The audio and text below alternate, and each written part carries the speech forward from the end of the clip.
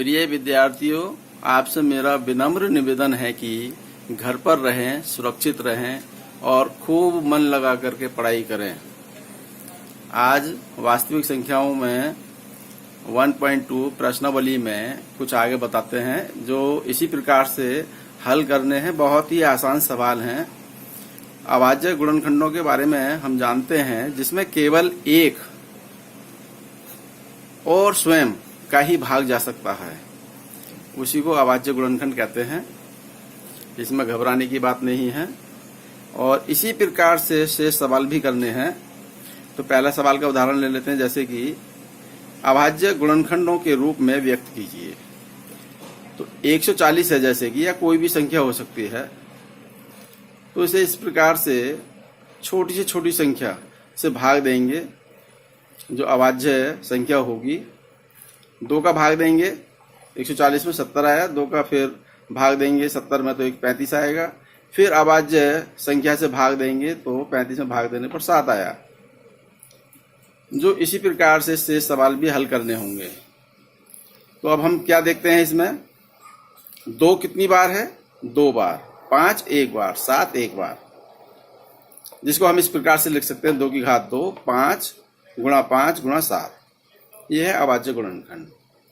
अब आते हैं जैसे कि 26 और 91 के HCF और LCM ज्ञात कीजिए। 26 को भी इसी प्रकार से करना है, जैसे कि 2 की घात 1 मीन्स 2 गुणा 13 की घात 1 13, 13 दूनी 26। 91 के अभाज्य गुणनखंड 7 गुणा 13। किसी भी अंक की घात 1 होती है, चाहे लिखें या ना लिखें। 13 सत्ते 91। अब जैसे हमें निकालना है highest common factor. Highest common factor में एक ऐसी संख्या लेते हैं, उन संख्याओं में वो उभयनिष्ठ होनी चाहिए। जैसे कि इसमें देख रहे हैं 2 गुणा 13 और यहाँ है 7 गुणा 13।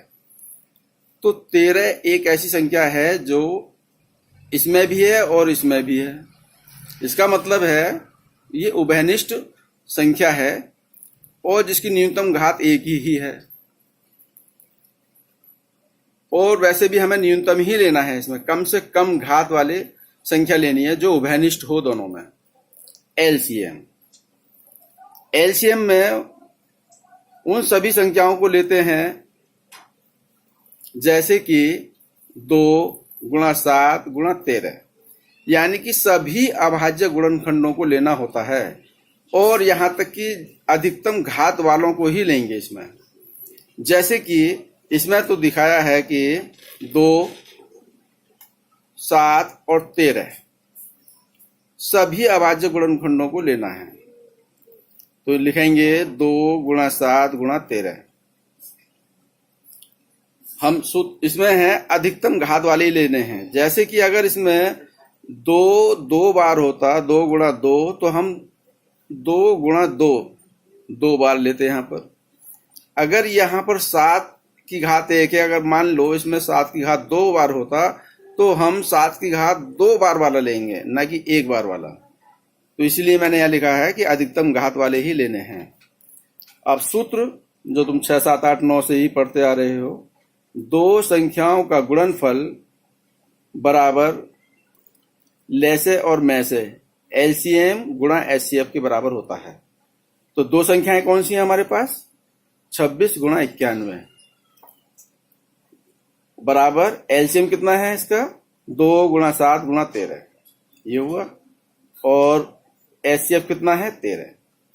हम देखते हैं 2 गुणा 7 गुणा 13, जब इनकी गुणा करेंगे तो कितना होगा? 2 सत्ते 14 और 14 की 42, 4 14 गुना 14 4 18। अब 13 की गुणा 182 में करेंगे तो 2366। इनकी गुणा करेंगे तब भी 2366 ही आएगा। ओके।